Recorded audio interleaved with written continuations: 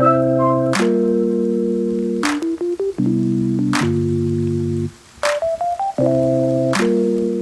convidada da entrevista com o autor de hoje é Cristine Nogueira. Ela é mestre e doutora em design pela PUC-Rio e professora do curso de design da mesma universidade desde 1993. Cristine é autora dos livros História de Aleitamento em Tirinhas, da editora Timo, e Amamentação e o Desdesign da Mamadeira, por uma avaliação da produção industrial, publicado pela editora PUC-Rio. Bem-vinda, professora. Oi, tudo bem, Lívia? Tudo. Contente de estar aqui, mais uma vez. Obrigada pela presença. Como eu já mencionei na introdução, você é professora da PUC-Rio desde 1993, ou seja, há quase 30 anos. Você tinha interesse já em lecionar desde a sua graduação ou foi algo que surgiu já depois de formada? Eu nunca pensei em ser professora, nunca. Assim, não fazia parte de qualquer plano, entendeu? Só que a uma certa altura quando eu estava trabalhando, eu trabalhava até fazendo um livro sobre a hidrelétrica de Itaipu, numa empresa de engenharia, na própria Itaipu, né? E aconteceu de ter um curso de design que tinha sido montado em Ramos, numa faculdade de Ramos, cuja ideia era muito interessante, de aproveitar que os fornecedores, né, dos serviços, gráficas, fábricas, eram sempre para aqueles lados do Rio de Janeiro, e não havia cursos de design naquelas regiões. Então, a ideia era muito interessante. Só que o curso começou bem, mas os donos da faculdade não tinham uma política de bom convívio com os seus professores e funcionários, e aconteceu um problema, uma revolta, que muitos professores pediram demissão ao mesmo tempo. E aí, como ficariam os alunos, né? Eu era amiga desses professores e tudo, e de comum acordo foi montado um novo corpo de professores, e aí eu entrei meio que para apagar incêndio junto com todos os outros colegas, né? Então, eu trabalhei lá durante 2 anos e meio, e foi nessa época que estava se pensando, de uma maneira geral, em começar a pós-graduação em design, que não havia no Brasil. Então, representantes de todas as escolas de design do Rio começaram a se reunir na EST, fazer reuniões para tentar montar uma revista científica de design, que era uma das exigências da CAPES e do CNPq para que se pudesse começar a pensar na pós-graduação. E ali, nessas reuniões, eu, como uma das representantes dessa faculdade, conheci o pessoal da PUC, né? E aí convivemos, trabalhamos nessa revista, e logo eles me convidaram para dar aula na PUC também. Mas, assim, eu nunca tinha pensado em ser professora, e que bom que aconteceu tudo isso, entendeu? Porque eu amo ser professora, amo dar aula. Como você disse, né, você deu aula na PUC e você também cursou mestrado e doutorado lá. Como que foi conciliar a sala de aula com os seus estudos mais pessoais? Olha, deu para fazer. É lógico que quando mais se aproximava, né, o momento de escrever a dissertação e a tese, foi necessário, de repente, deixar de dar uma ou outra disciplina, né, alguma coisa assim. Mas eu sou muito armadinha, entendeu? Eu sou muito organizada.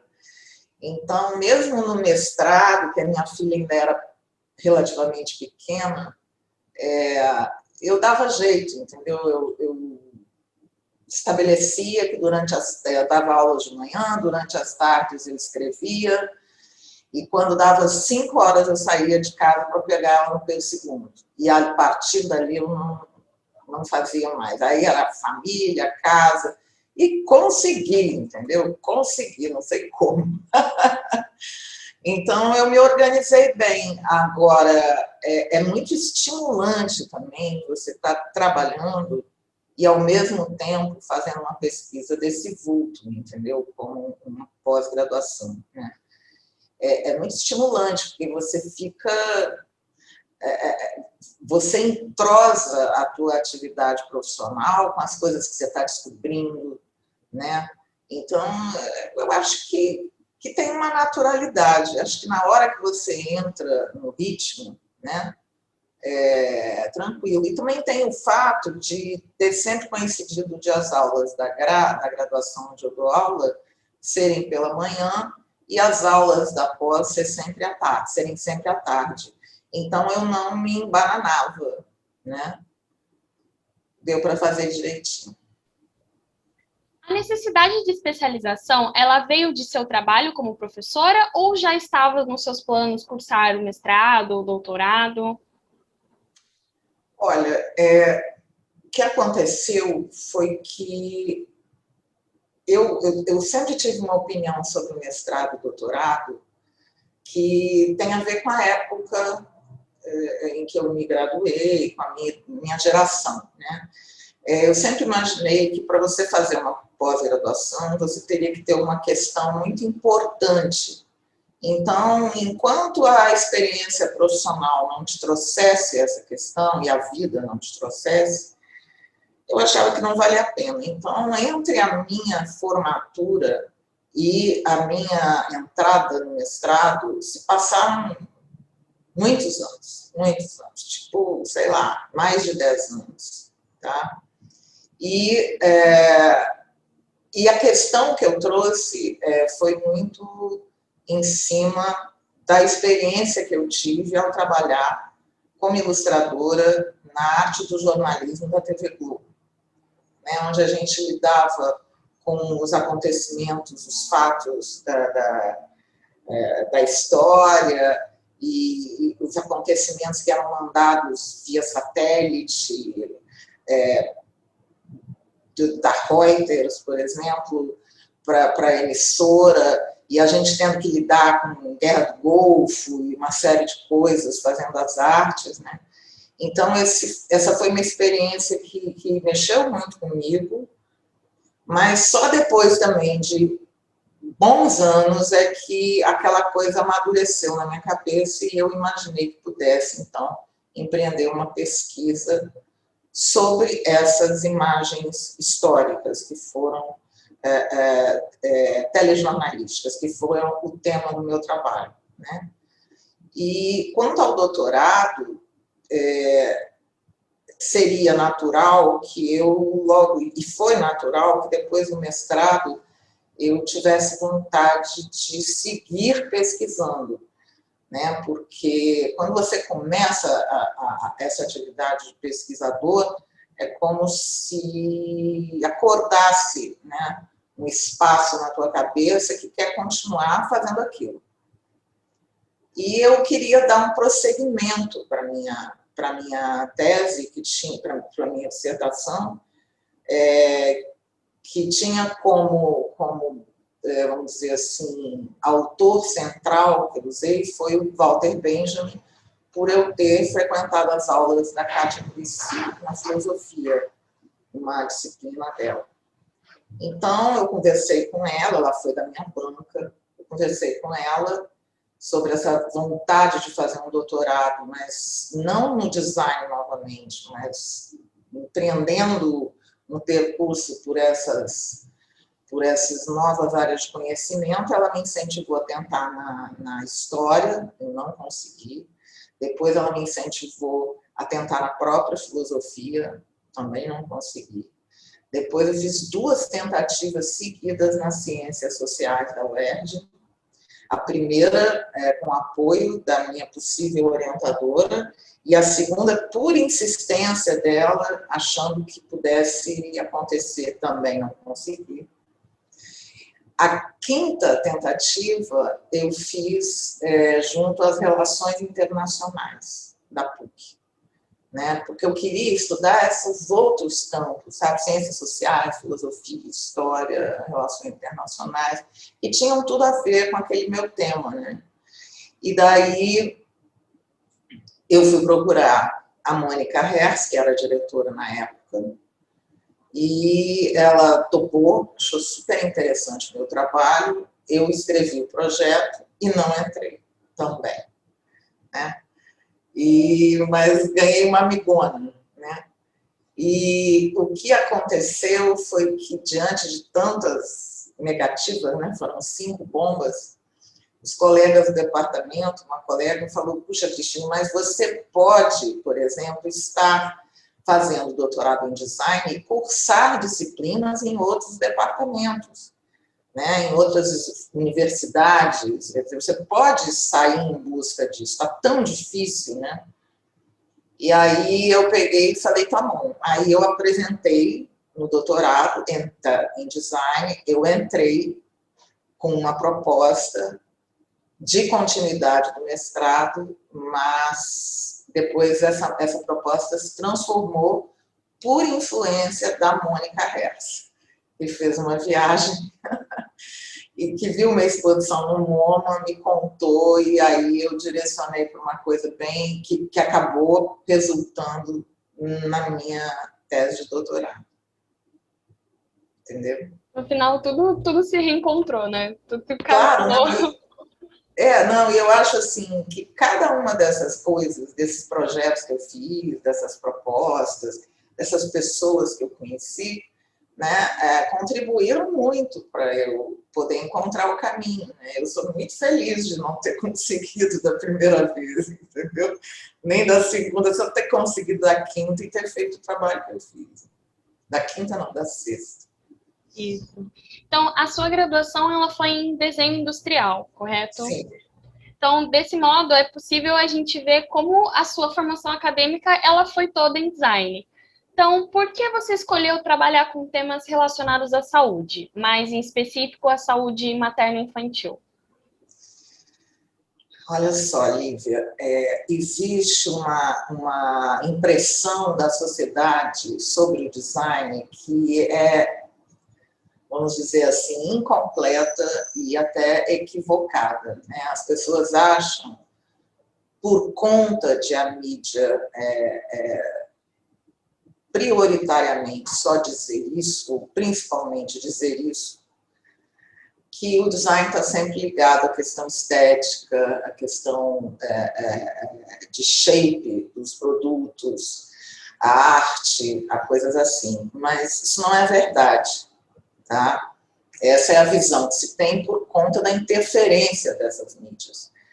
Mas o design está comprometido, desde que ele surgiu, com a indústria, com a produção industrial. Então, qualquer produto industrial, qualquer deles, vai ser uma área possível para a atuação de um designer. Tá? Então, você tem o design, sim, nas coisas que a gente conhece, como na indústria automobilística, no projeto visual de logotipos, identidades visuais, você tem o design na sinalização das cidades e tudo mais, mas, por exemplo, os instrumentos médicos também são um campo do design. Né?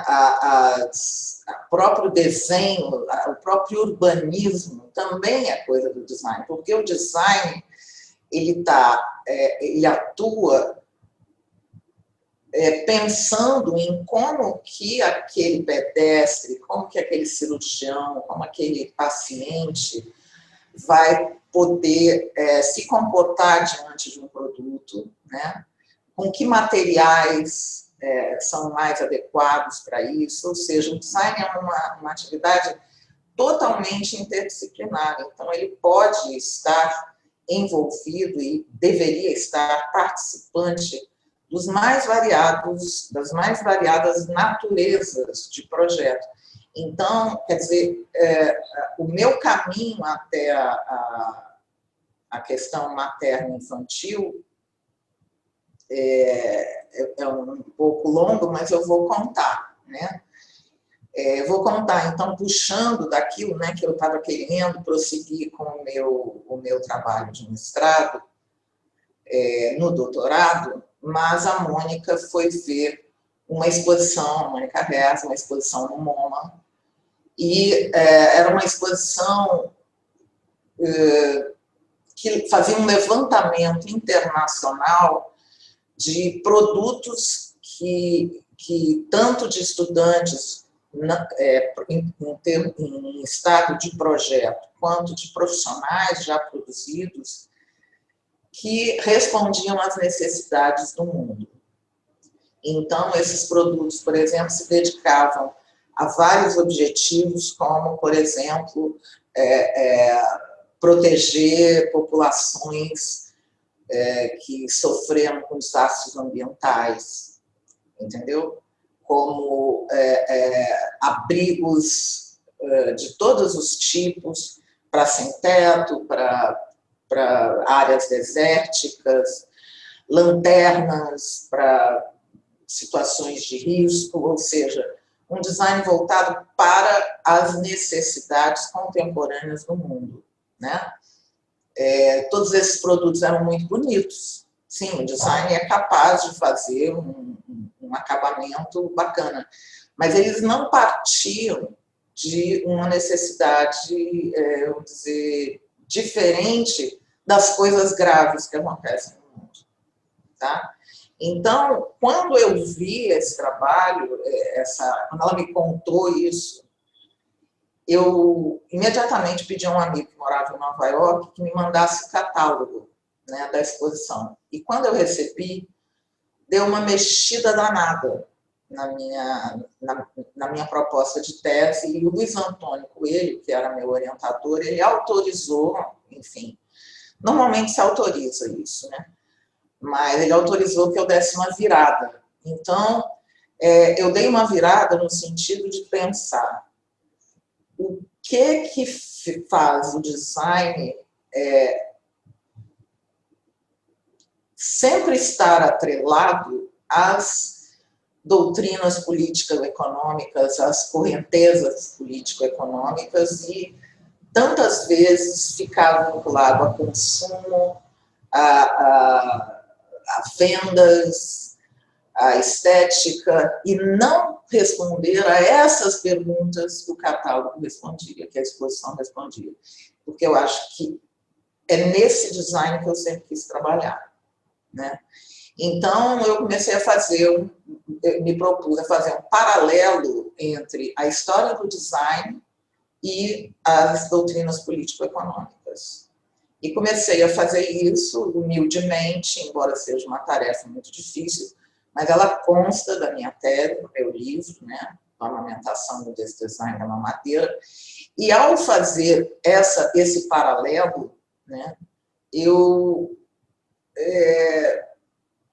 fui percebendo que eu precisava muito de um objeto símbolo, um objeto do design que simbolizasse essa maluquice que acontece de tantas vezes os produtos simplesmente se adequarem a uma intenção de lucro de empresas e de beleza e de consumo, e abandonarem, né, e contrariarem aquela missão que é a missão do design, que é trazer qualidade de vida para as pessoas, trazer segurança. E eu precisava desse objeto símbolo, né?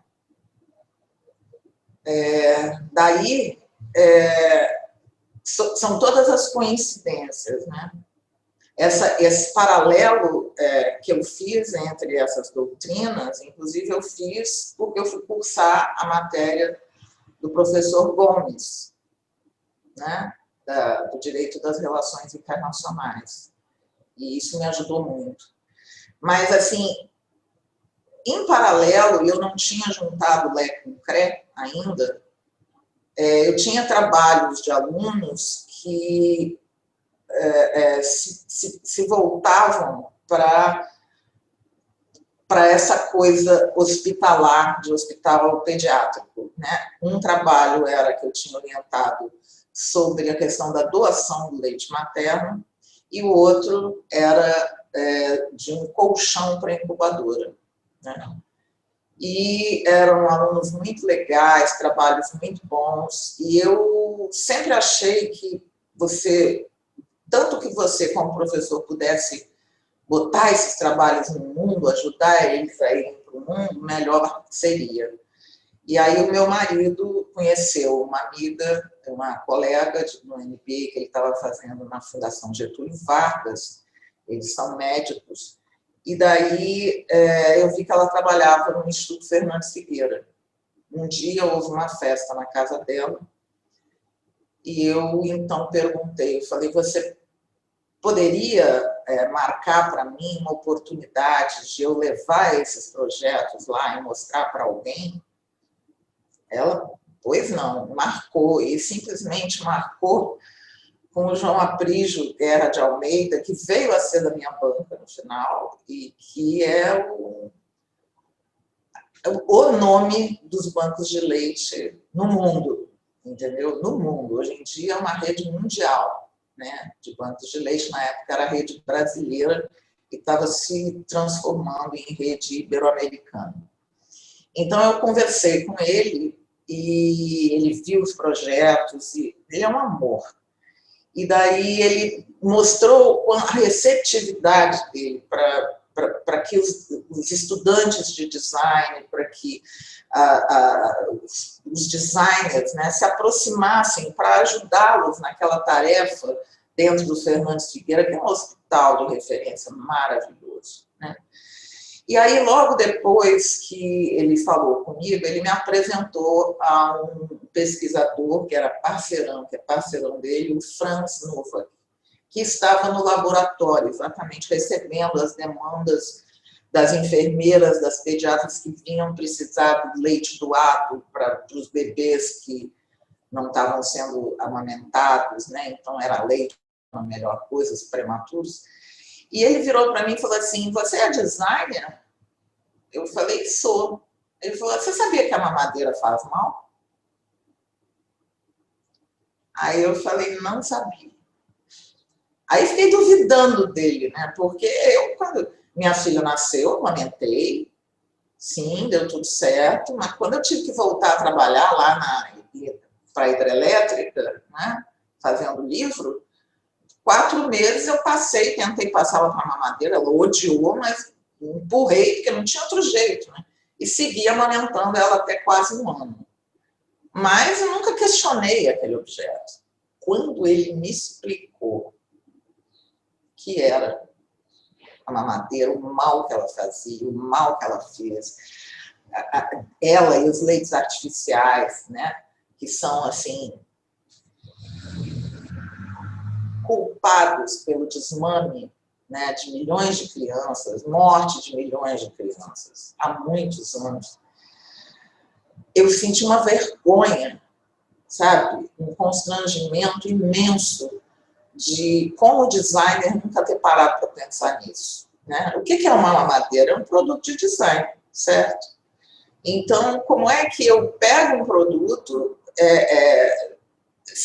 fazendo ele parte do meu campo de estudos, vamos dizer, que são os objetos industriais, não questionar nem 1 milímetro aquele objeto, não parar para pensar nele, na higienização dele, nos problemas que ele poderia envolver, né?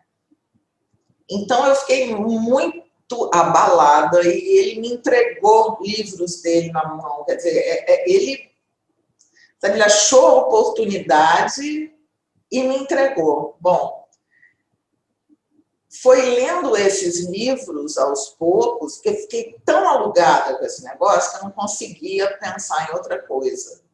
E aí, lendo esses livros, eu percebi que a mamadeira era aquele objeto símbolo que eu tanto procurava. Porque ele é um produto que fundou uma cultura que não é legal, entendeu? Que faz mal, que adoece, que mata crianças, que está envolvido com sérias políticas econômicas de obtenção de lucro, de corporações, é uma loucura. Então, agora até me perdi. Então, eu enxerguei isso na mamadeira e aí peguei a mamadeira como objeto de estudo, né? E aí o que eu fiz foi fazer uma imensa investigação. Eu saí fazendo, e aí baixando, eu tenho, olha, o material que eu reuni, que eu baixei, aí eu me transformei numa jornalista investigativa, entendeu? E levantei tudo, e depois eu encomendei, fiz um apanhado das mamadeiras mais modernas no mundo inteiro, pedia para amigos que iam viajar, que trouxessem, que mandassem.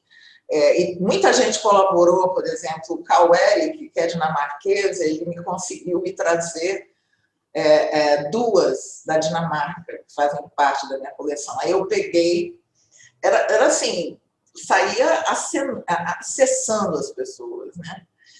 E aí eu peguei essas mamadeiras, analisei, estudei elas direitinho, vi todo o discurso promocional dos fabricantes e montei uma grande reunião convidando meus colegas do design, botando ali as mamadeiras e contando para eles os males que elas provocavam.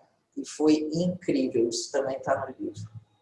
Ficaram passados. Demais. É assim como quando você recebeu essa informação, eu acho que eles viram ali diante deles um objeto de estudo que só passa normalmente porque é algo que está enraizado, né, na nossa cultura, assim. Não, completamente enraizado, completamente. Como você disse, né, o seu livro, A Amamentação e o Design da Mamadeira, surgiu da sua tese de doutorado.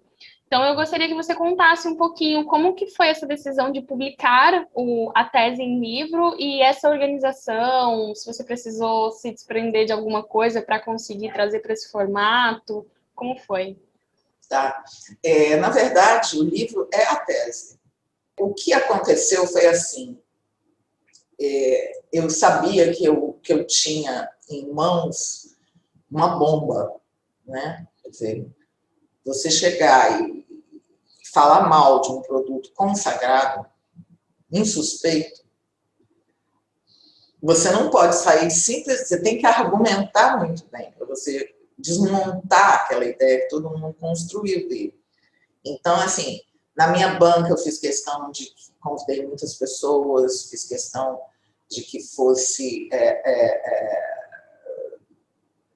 o máximo divulgado. Era claro que eu tinha que dividir aquilo com as pessoas, que eu tinha que, entre aspas, botar aquilo no ventilador, sabe? Eu tinha que espalhar aquilo. Então, como é que eu ia espalhar?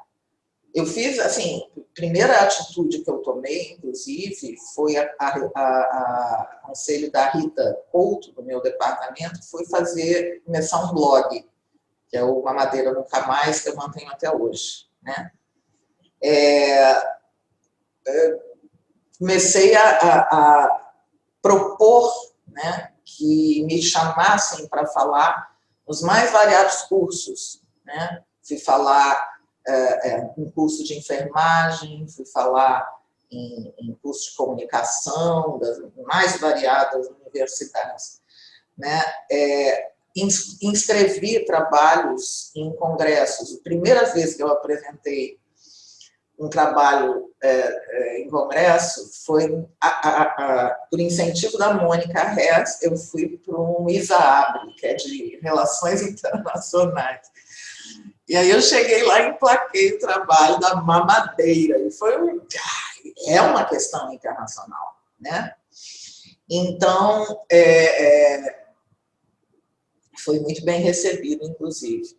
Então, eu fui fazendo isso, mas eu queria publicar. Agora, que editora que ia encarar publicar um livro que falava mal dessa indústria, que envolve marcas que são queridas, que são insuspeitas também, né? Sabe, a Nestlé, né? A Nestlé é a queridinha das pessoas, né? fala maravilhas de si, mas ela está, desde o início, no centro desse problema. Inclusive, já sofreu boicotes no Hemisfério Norte, diversos, e ela prossegue fazendo a coisa lá, do jeito que ela faz, criando multimisturas e sempre lucrando muito bem, né? Então, que editora ia querer me publicar? Aí eu pensei, eu vou ter que ter o apoio da universidade. Se eu não tiver o apoio da universidade, não vai dar. Vai ser editora PUC, né? Agora, foi isso que você me perguntou? Eu já nem sei mais. Sim, era isso que eu queria saber, como que foi esse desenvolvimento. Foi um trabalho, né? Um segundo trabalho ali depois de toda a pesquisa. Mas que bom que veio a publicação. E teve uma primeira edição em 2013 e uma segunda em 2019. É isso? Isso, em 2019, porque aquela primeira edição, com a editora Reflexão, estava um pouco com dificuldades de distribuição, a coisa estava meio devagar. E aí eu e o Felipe pensamos que seria melhor ficar só com a editora PUC, né, num esquema diferente. E foi isso. E é legal comentar também que os desenhos que estão no livro foram feitos por aquele estudante que havia feito o projeto do colchão para incubadora. Sim. É tudo assim, né? É isso que eu ia comentar, se você consegue trazer esse assunto da sua pesquisa hoje para a sala de aula, se existe esse total. Eu trago, inclusive, porque essa virou o meu tema profissional de vida, né?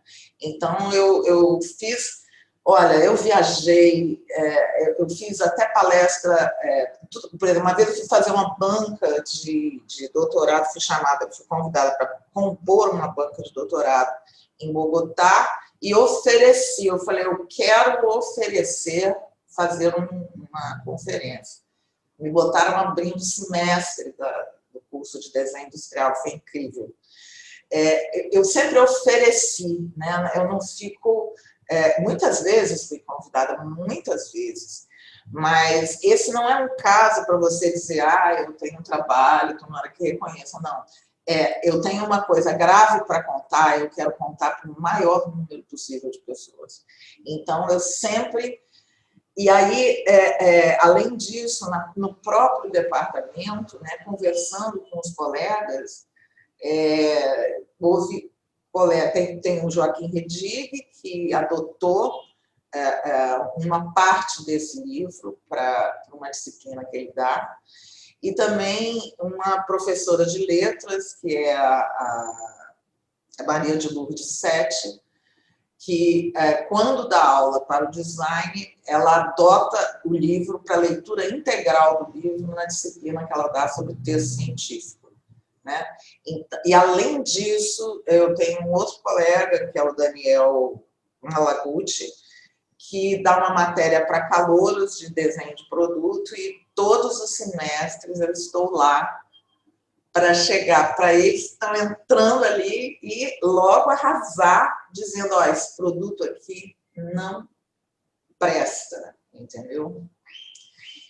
E eu fico muito empolgada, sabe? Você está vendo, né, que eu vou assim, eu tenho... Mas é isso que você falou. Muito grave, muito grave, entendeu? É um assunto que precisa ser falado. E assim, 8 anos depois da publicação da primeira edição do livro, hoje, falar desse assunto ainda é desafiador? É um tema desafiador? Pelo seguinte, para você ter uma ideia, parece até que eu que levantei essa bandeira, não fui, né? Desde 1974, quando foi escrito o relatório The Baby Killer, né, que era uma pesquisa de um jornalista que foi enviado para países do chamado Terceiro Mundo para pesquisar o que estavam fazendo com aquele monte de doação de lata de leite em pó, né? Quando esse livro veio a público, em 1974, mostrando o absurdo do que acontecia, o adoecimento, a morte, o desmame de crianças, a Organização Mundial de Saúde mudou o paradigma completamente, reconhecendo a superioridade do leite humano contra as incursões à indústria, né? A partir daí, existe, olha, a quantidade de movimentos, de organizações, de ações em prol da amamentação pelo mundo. É um sonho, é um espetáculo, assim, em termos de dimensão. É gente que está ralando, que está trabalhando nisso, gente da área da saúde e de várias outras áreas, e que foi até interessante, porque eu era de uma área diferente quando entrei, né? Eles me receberam muito bem, né? Então, é uma quantidade de gente, com congressos internacionais, com Semana Mundial de Aleitamento Materno, com organizações internacionais, com acordos internacionais, com leis de controle da produção industrial, entendeu? De substitutos do leite materno. É um gigante esse negócio. Então, na verdade, eu sou só um pedacinho que fez um buraquinho nesse negócio e passei a participar, né? Então, hoje em dia, eu me considero, e sou mesmo, uma ativista em prol da amamentação e contra a mamadeira, né? Eu participo de congressos nacionais, internacionais também. Até em 2019, eu tive a alegria de de conceber a identidade visual do Congresso Internacional que teve aqui no Brasil, no Rio de Janeiro. Então, ficou tudo muito lindo, sabe? Contou também com o suporte da equipe de design gráfico da Fiocruz. E eu fiz as ilustrações, ficou muito bonito, muito comemorado. Então, assim, uma coisa que pouco se fala, né? Pouco se sabe, mas é um batalhão de gente, é uma luta importantíssimo em defesa da saúde das crianças, sabe? E se você me diz se ainda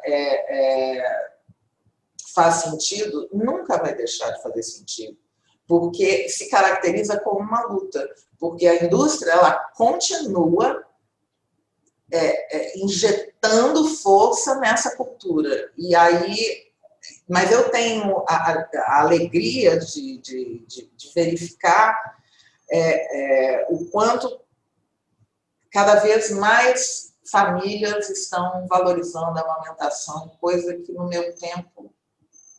Eu, por exemplo, no tempo da minha mãe, da tua avó, o pessoal todo tinha aderido à mamadeira. Então, isso aos poucos vai mudando, mas assim, se não é essa galera toda ralando, trabalhando, lutando, nada acontece. Entendeu? Porque a indústria vem e creu. É uma luta que ainda tem chão, né? Nossa. E assim, quais são os seus próximos projetos para esse ano de 2021, para os próximos anos?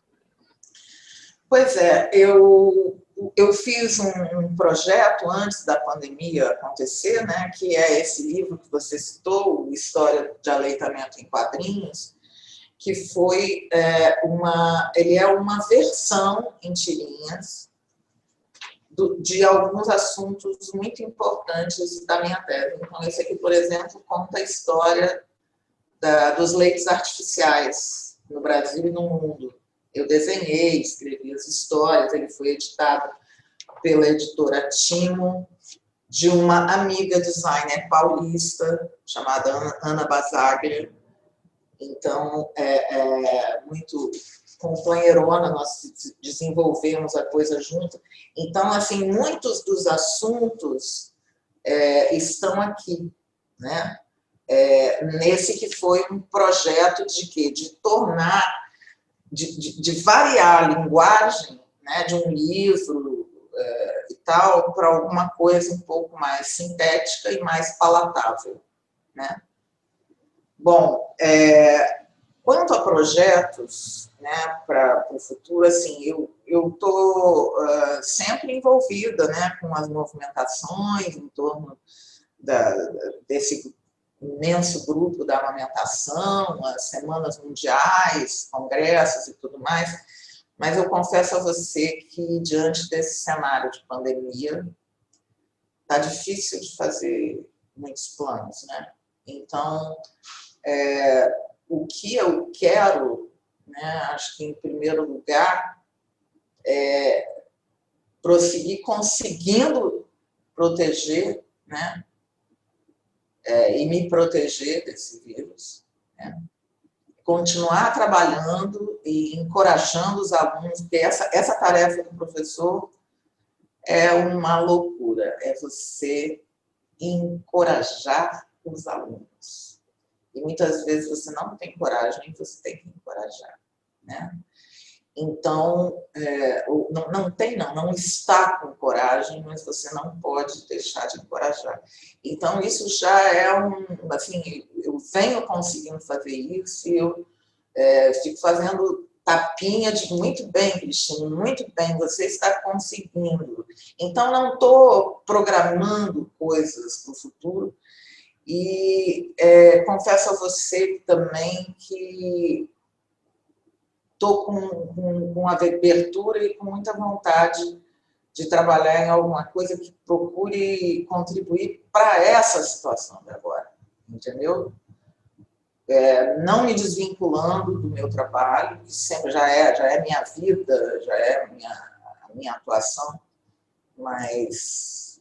E eu quero também poder fazer projetos, que eu venho fazendo projetos, mas projetos pessoais, para cuidar de mim, sabe? Então, eu tenho desenhado para mim, eu tenho feito algumas outras coisas. E é isso, né? Então, vamos tentando nos equilibrar e torcendo para que essa loucura toda, em termos políticos e sanitários, consiga ser vencida, né? Sim, então acho que é o que todos esperamos, né? Eu gostaria de agradecer a sua presença em nome da editora PUC-Rio. Foi um prazer conversar com você. Fique à vontade para se despedir. Para me despedir, dizer um tchau, dizer que estou morrendo de saudade do campus, né? Que perdi meu condicionamento físico, porque é uma delícia, né? Eu adoro caminhar na PUC, ir de uma sala, atravessar aquilo tudo e ir para outra, almoçar, caminhar, esbarrar com as pessoas, né? Dar um tchauzinho de longe, dar um beijinho. Mas é muito bom também quando a gente tem esse tipo de oportunidade dentro da instituição para poder trocar, né? E estar em contato com vocês da editora, para mim, é uma delícia, sempre. E metam bronca, vocês estão fazendo um trabalho muito bacana, todos nós na PUC estamos fazendo, né? Então, é isso. Que bom, obrigada novamente, obrigada pela sua presença. Essa foi mais uma entrevista com o autor. Até a próxima.